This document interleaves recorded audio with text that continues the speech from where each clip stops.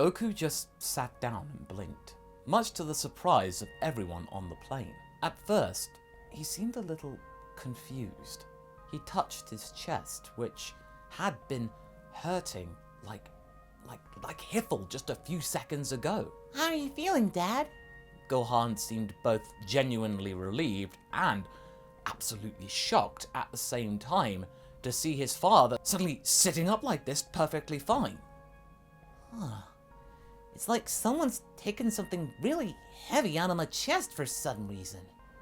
Was it you, little guy? The Saiyan turned his head very slowly towards the Namekian toddler, completely bemused at his present situation, though eternally grateful. Bansuri, for the first time in a while, especially today, looked incredibly pleased that Goku was okay. However though, it was perfectly clear that this entire process of seemingly healing Goku to perfect health had exhausted him. Goku sighed. Ah, good. He then got up. Now I can go help with the other android. I shouldn't be wasting time like this. I got a world to save. Are you sure that's the right idea, Dad? At least give it a few minutes. Check if the pain doesn't return. It could be a temporary fix, you know. Bulma, a woman of science, was just slack-jawed with disbelief.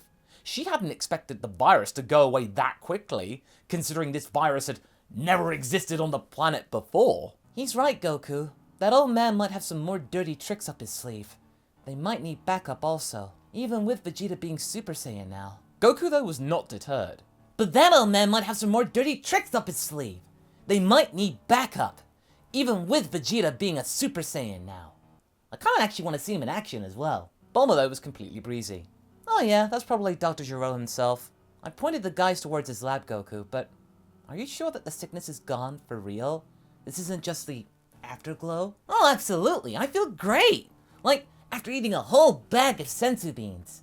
Although, not actually, because Yajirobe did that once, and it was funny, but not practical. Bansuri crawled into his carrier, slowly preparing to nap, so that means everyone talked a little more softly. Aw, look at him all tucked up there. Good on you, little guy. Goku then patted Bansuri on the head, and the young Namekian smiled and turned over. Anyway, don't worry about me, you two. As you said, I'm probably gonna go and see a doctor in a while. They all groaned at that joke. Please, Dad, give it a moment. Just to see if you're gonna be okay. I don't want this to turn out like the future. Goku then sighed. Alright. He didn't want to argue with Bulma and Gohan, especially being in such a good mood, as also the fact they would probably end up telling Chi-Chi about this, and he didn't want to anger Chi-Chi either, so he humoured them. He sat down and waited for something to happen. About half an hour passed, during which Bulma circled the plane so they kept in a vaguely close direction. Bansuri, throughout all of this, was deep in his nap, whilst the Saiyan was feeling great, and honestly, starting to get a little bit annoyed with just sitting there. It seemed that the heart virus had indeed just gone away. Bansuri came up with the goods. It was decided that, yeah, okay, Goku was in the clear. He was ready to go and help the others. And as such, Goku just casually jumped out of the plane and headed in the direction of North City, given to him by Bulma, to go and find Dr. Gero's lab. Gohan, despite his dad being okay, wasn't entirely thrilled about this idea, but give the little Namekian credit, if Bansuri truly managed to heal him, then, well, everything's going to be alright, yeah? Well, when Goku instant transmission to the rest of them to go and give them some much needed backup, much to their surprise and Vegeta's irritation, they were already at the lab. Oh, okay. They'd already done quite a lot without him. He was actually kind of disappointed about this. He was ready for some action. Well, don't worry, Goku. The crowd, though, was slightly bigger than what he had left behind. What? Kakarot? What are you doing here? Weren't you dying from the heart virus not long ago? What happened? Everyone else, though, managed to twig what happened. Oh yeah, Bansuri healed me. I'm perfectly fine now. But what? He's talking about the Namekian baby, Vegeta. Well, good to see you back, Goku. I'm really happy. Krillin was chiming in and absolutely relieved that they had a Goku again. Oh, look at you. You who were once so proud, relying on babies to heal you. Was kinda not much different from you relying on senzu beans, Vegeta. Throughout this exchange, Piccolo was really trying to keep his cool. He knew that Vegeta was trying to make him lose control, but the prince failed. A while ago, he had a brief and unpleasant meeting with Dr. Gero, but Takiko and a new person had come to his aid. This new person was called Trunks. Remember folks, Trunks didn't come to the past in this timeline. It was Gohan known as Takiko, so this is the first time that Trunks has been to the past. Piccolo's still trying to figure out what this guy's deal was. Indeed, they had come at the right moment. Piccolo then explained to Goku that right when they were about to start pursuing the android Gero, or Android 20, Vegeta had actually managed to step in, grabbed his arm, and though the old crook was still rather sneaky and just about managed to get away from the group, Vegeta still had managed to do quite a bit of damage. But still, they managed to get the jump on Piccolo, something that the prince would not let the Namekian forget about. Or at least not easily. You remember Vegeta? He's trying to find a way of one-upmanship. It's pretty much the definition of him. And you two, what's your deal? Time travelers? Came here to admire the legend? The prince was mildly flexing, trying to look smug at the advantageous addition of Super Saiyan to his arsenal, pretending that he hadn't acknowledged the fact that he saw Takiko himself transform into a Super Saiyan back when they first met him when he fought Frieza and Cold. Like it never happened that Vegeta, he was the true Super Saiyan. Well, I mean, I'm not sure, but what you killed over there, Vegeta? That wasn't the android we faced in our future. You've got to be very careful now. We're heading into unknown territory. Who knows what might happen? Well, Vegeta was struggling to think of a retort for that. well then maybe you weren't trying hard enough. Maybe the fact that you missed those is the reason why you are still failing. Takiko was trying to keep his cool.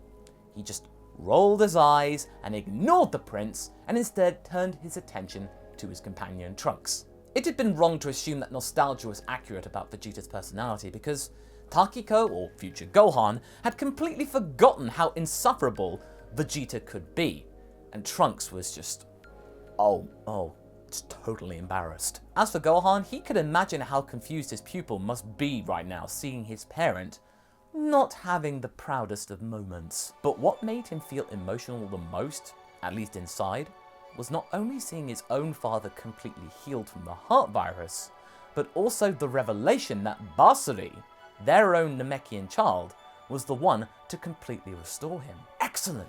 This time in the past had worked wonders for him.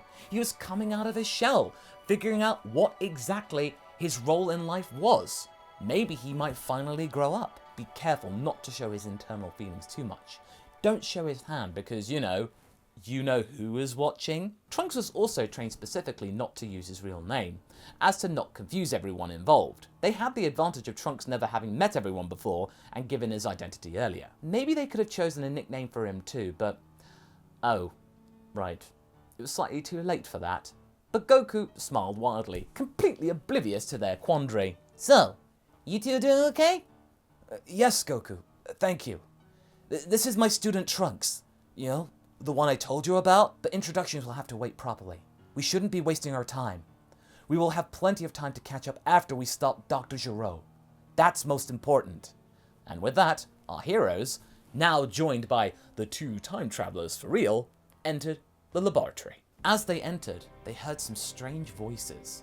It seemed like those voices were arguing, not ready for battle, but having their own battle of words. Takiko and Trunks seemed alarmed. Those voices, those sounded familiar.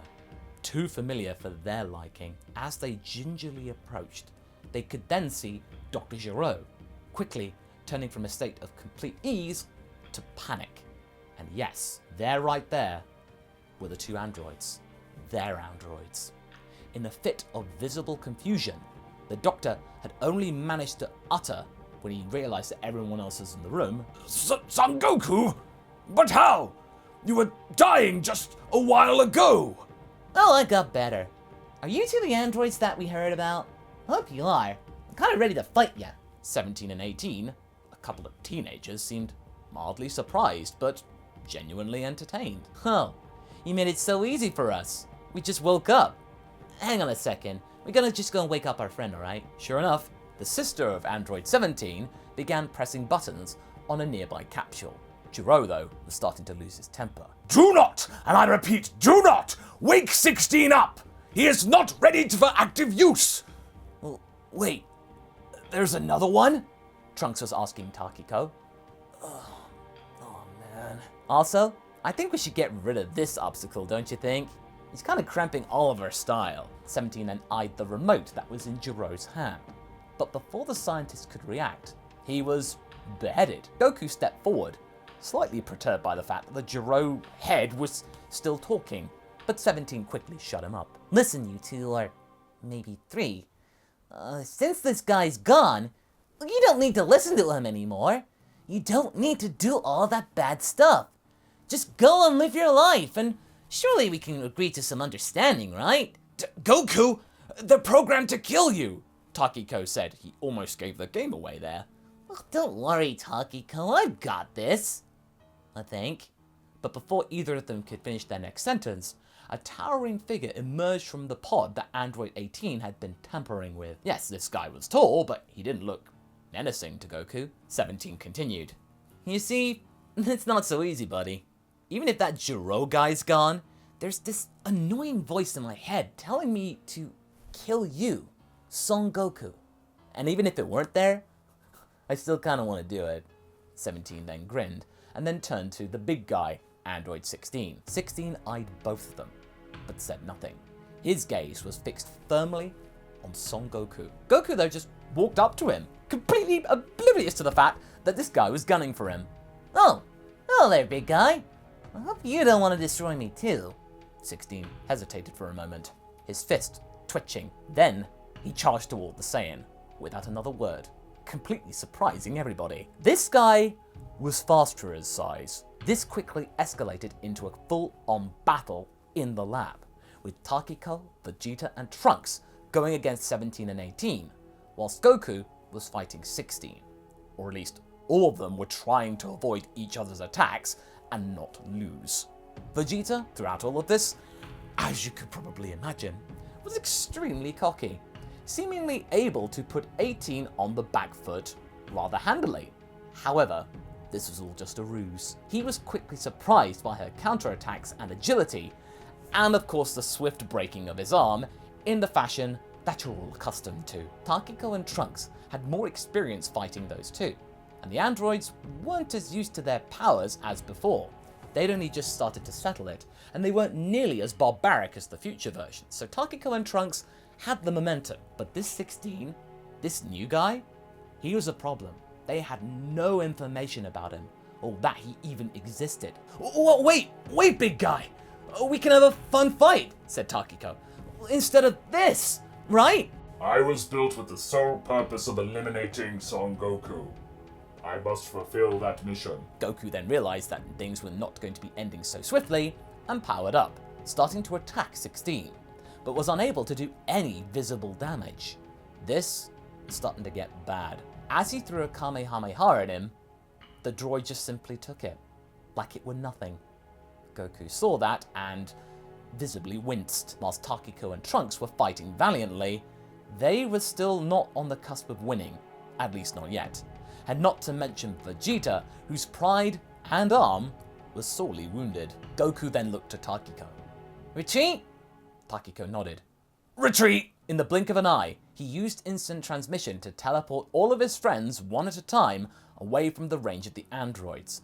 None of the androids were aware that Goku could do this, so they were visibly stunned to see Goku just pop in and out, dragging everyone out of harm's way until they were all alone. Sis? Do you have any idea where they went? I didn't know Goku was a magician. He's not, brother. Okay. And with that, the androids were just left puzzled and figuring out what to do. As Goku brought them onto Bulma's plane, thanks to his ability to lock onto Gohan's power, who remained on that plane, they all then tried to take stock with what had occurred. Bulma, though, was completely flummoxed. What on earth happened there, Goku? This plane can't transport this many people. Well, it will have to, Bulma, because, wait, I'm missing Trunks. Oh, wait, there he is. But Trunks is here with... Bulma then turned. Who's that guy? Trunks seemed troubled, seeing his mother holding his younger self and piloting the ship. Goku was like, Oh no, timeline? Please don't break, he was thinking. Meanwhile, back with the androids, they seemed visibly annoyed. Well, he can do that apparently. How are we gonna catch him now, bro? 18 then tilting her head as she said this. Well, seems like we have to capture someone and do a ransom sort of dealy. You know, like old-time bandits. That's gonna be cool. You with us, big guy? 16 nodded very slowly. Okay, I'll take that as a yes. Alright, we're gonna have a regular old heist. At least someone was happy. As they were safely evacuated, Piccolo was the first to leave the plane, glancing at the sleeping Bansuri, and then taking him and cradling him. For the first time ever, Bansuri did not react in a negative way. Piccolo felt slightly soothed about that. Kami could sense this too from afar, but not too long from now, he was about to be confronted by Piccolo about the situation directly, and the discussion went very much like in the original. Even with Goku around to help them directly, they were still outclassed and outmatched. And not only that, but Kami had sensed another new danger afoot. They had no choice. Piccolo and Kami had to fuse. There was no other way. And so they did. However, with much less resistance this time around, they both knew that this had to be done. Back on the plane, they were nearing Kame House, so that means they could regroup. Bansuri was now, after having been cradled by his father, moved nervously in his sleep. Something had changed. Something was different about Piccolo. Something had been unlocked. And that's where we're going to be leaving things for right now.